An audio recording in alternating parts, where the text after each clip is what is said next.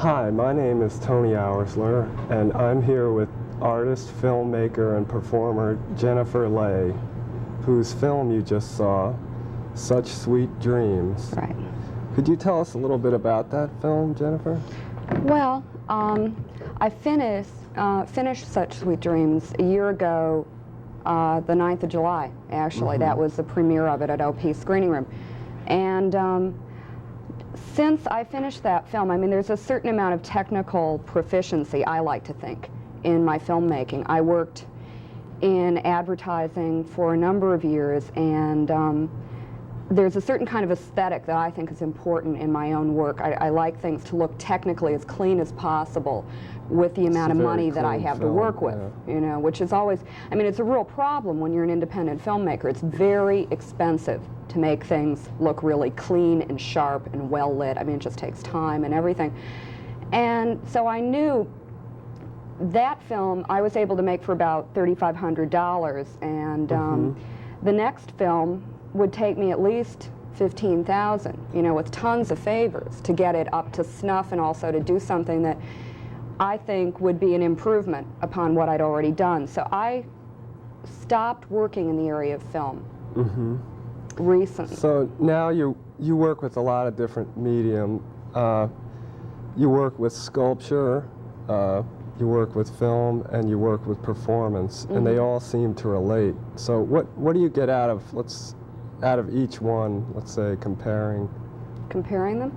Well, my new work, I have a show opening that I'm curating, and a group of other people, called Urban Primitivism at White Columns on July 27th. We'll also be doing performances, and we're doing something down at Pier 11 August 3rd. Now, I'm working in performance and in ceramics for that. I wanted to make objects again. After working in film and going through all of the just getting people together, all of the mishigas that you have to go through to make a film happen, and the editing and the waiting for the dailies and blah, blah, blah. I wanted to work in something really immediate. I also wanted to work in a media where I could have an object to take home with me, you know, or I could have an object to give to another person, because I like the idea of something that you can hold in your hands and relate to very directly.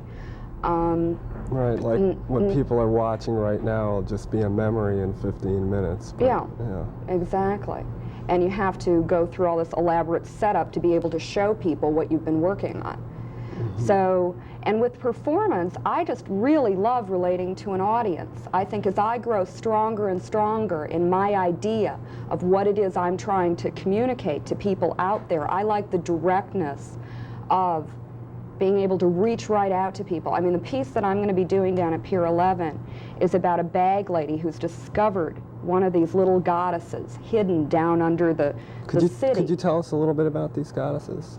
Well, they're made out of clay, and some of them are about this big, and then they're really little tiny ones, and they go under stone temples that look like the things that are in England. And like sit Stonehenge in, or something well, like that? Or? Kind of. They're actually called dolmen.